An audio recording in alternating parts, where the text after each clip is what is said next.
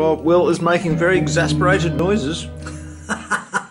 Well, because having screened this objective, this one is now wide open to the depredations of this mob over here, at which point they can just, well, at the moment they can just walk in and take it. So what are we going to do? Because you haven't moved yet, so if I move in there, you'll just swarm me and everyone will die and there'll be gore everywhere, so I don't see any benefit in doing that. But if I let you move in there, you'll just take that. We persevere and we roll initiative and we get a 5. And I roll and get a 5. My morale is 9. And mine is 10, so I get +1, so it's a 6, so I get the initiative. Now, I've got to get these red lozenges here. Those are the intel that I'm after. Each of those is worth 2 morale.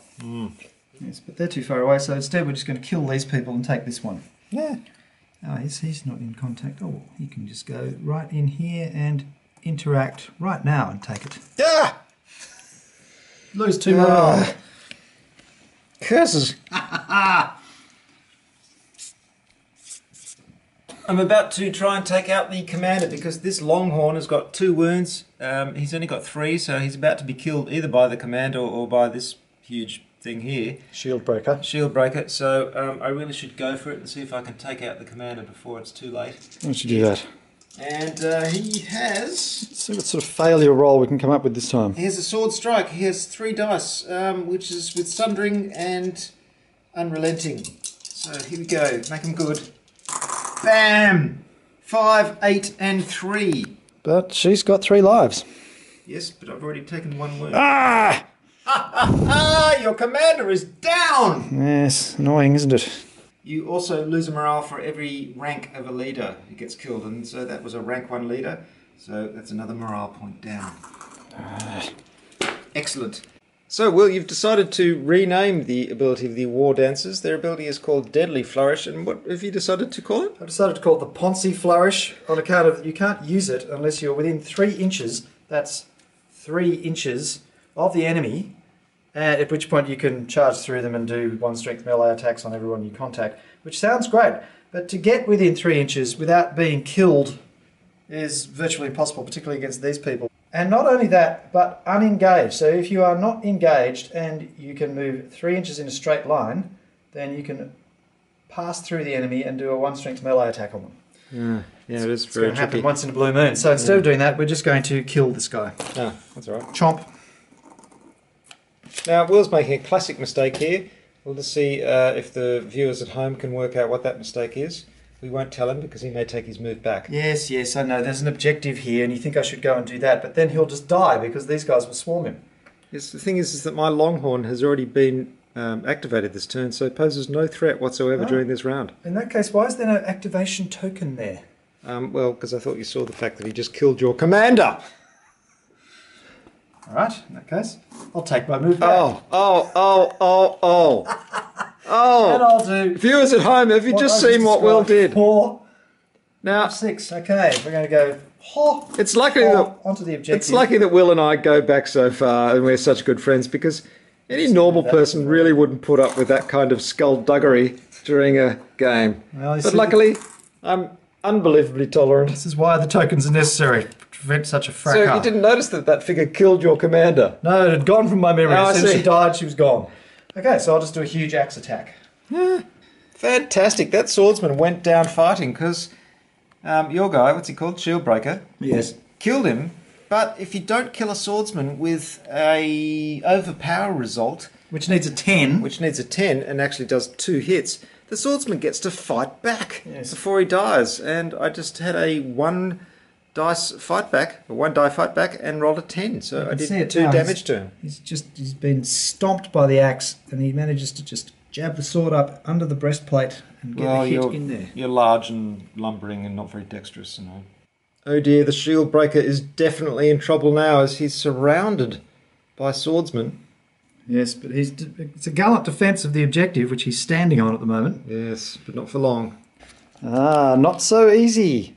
Lemon squeezy, as my children might say. This shield breaker actually has a ability called an intimidating presence, which is not surprising when you consider what he looks like and how large he is. He's rather intimidating. And so anyone attacking him has to make a will check before attacking, and 2 of them have failed so far. 3 of them have failed now. 3 have failed. So this one over here, we've got a willpower of 5. It's got to get a 5 or under. 5 or under. 7. So they all failed. All failed. We do have Ashman Hakkar here. Please, please, please. 5. Yes, he can attack. And he has a melee attack of 2 dice. He's got offensive mastery, so I can roll 3 dice and pick the best 2 results. Here we go. 2, 3, and 8. So, an 8 and a 3. Will I do it with an 8? An 8 is, in fact, a hit. Yes! Down! You bastard! So he was intimidated. All these guys are going, giant axe swishing over the head until the leader comes in and goes, takes him out. I'm getting a little bit worried here because he's just taken intel again and I'm down to 5 morale, which is getting a little bit dangerous. I've really got to start taking these objectives and knock his morale down because he's on morale 8.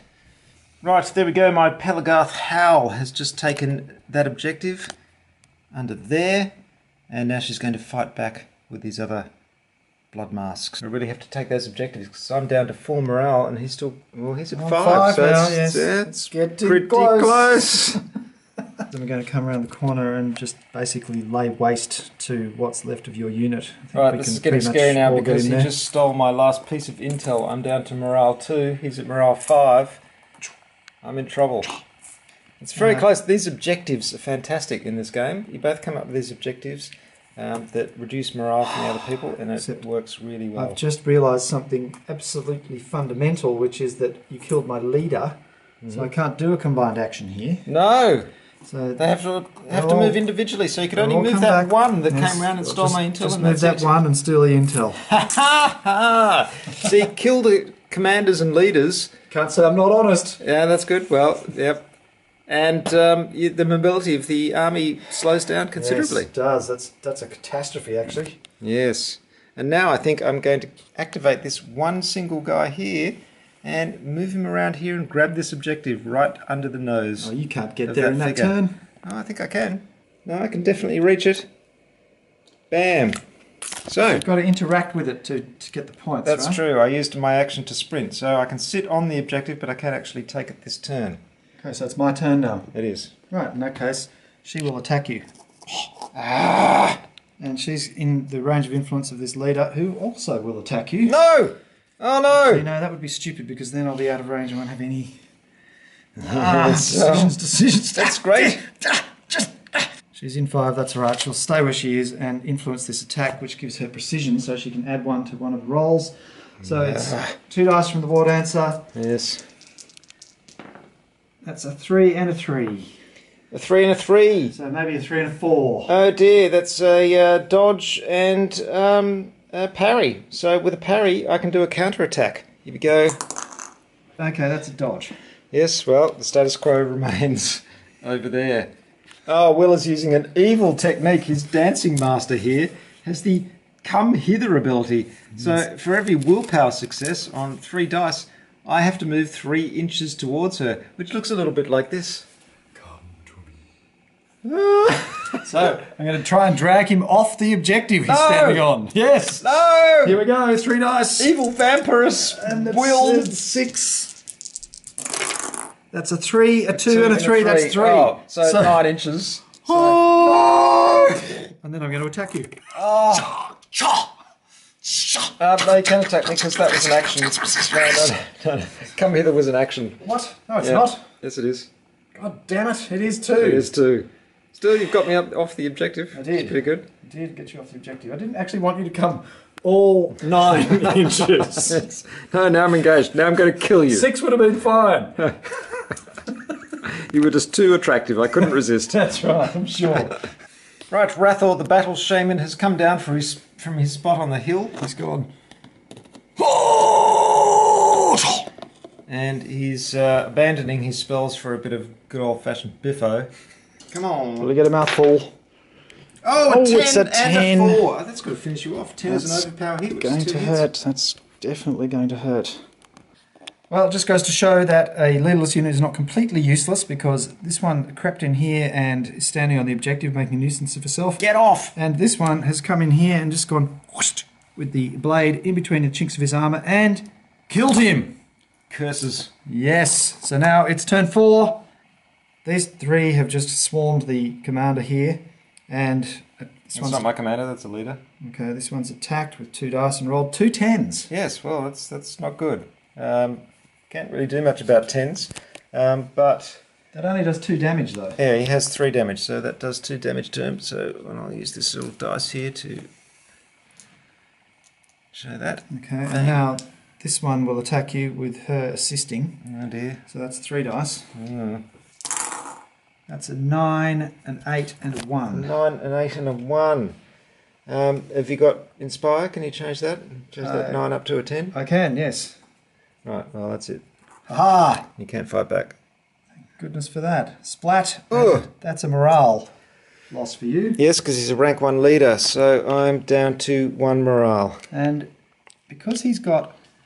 you lose a morale for each group of 3 units you lose. I need to kill 1 more. You kill 1 more and it's all over Red Rover. So let's have a look at this here. Oh no, I think I'm doomed. I waited too long to get these 2 objectives, basically. So she's going to attack you, and she's going to assist. So that's 3 dice from her, because she's a dancing master. So that's 4 dice, I believe. And I've got precision, so I can modify one of the results. That's a 10, a 7, and a 4. A 10. I can't do anything about a 10. You just killed him. He's dead. That's another group of 3. That's another morale point down. Bang! You are the winner, Mr. Belford. Finally! Well done. Ha 2 objectives untaken. Unbelievable. It was this close within your grasp. If I'd taken those 2 objectives, I would have won the game, but he just kept them out of my grasp. Defeat snatched from the jaws of Very victory annoying. once again. Particularly annoying because the first game we played, I won, but we didn't film that one. Well, there you go. Wrath of Kings. It's a great game. Yes, tell us about it. What do you think of Wrath of Kings? Well, I really like the way that the cards have this system. So instead of having armor classes and stuff, it's all just built into this dice system. So when you roll dice, you get various results. And so, for instance, this one, 9, 8, 7 are hits, 6 is an armor save, and so on. So this is how you do armor. So it's all on the card, which is great. These objectives, and there are quite a lot of objectives in the book, so you can have all kinds of different objectives, really introduce a lot of strategy, because you're not really just trying to wipe out the other side, you're trying to reduce their morale. So you can reduce their morale with a mixture of wiping out figures and achieving your objectives. So there's some interesting strategies going on instead of just killing the other guy. It's a really interesting game to play, and on a terrain map like this. And next time we do this game, it'll be completely different. Maybe with, well, obviously not different armies because we haven't painted them yet, but the terrain will be different using this wonderful modular system. And with different motivations, so it'll be a different type of game. So the objectives will be different. And of course, we'll be getting to know these particular figures a lot better, so the game will go even faster. But I think for our second game, it's going pretty smoothly. And I think we can both highly recommend Wrath of Kings if you're into fantasy tabletop miniatures games. Absolutely. So, well, say goodnight, Will, to our audience. Good evening, and thank you. It's been fun. Thanks for watching, folks. That's Wrath of Kings. It's the debut of this game. It's the debut of this new terrain. And I hope you've enjoyed this battle report from the Esoteric Order of Gamers. orderofgamers.com. Go and visit. Enjoy, and good gaming. And don't forget the Wrath of Kings rules summary. Oh, yes. You can get it at the EOG.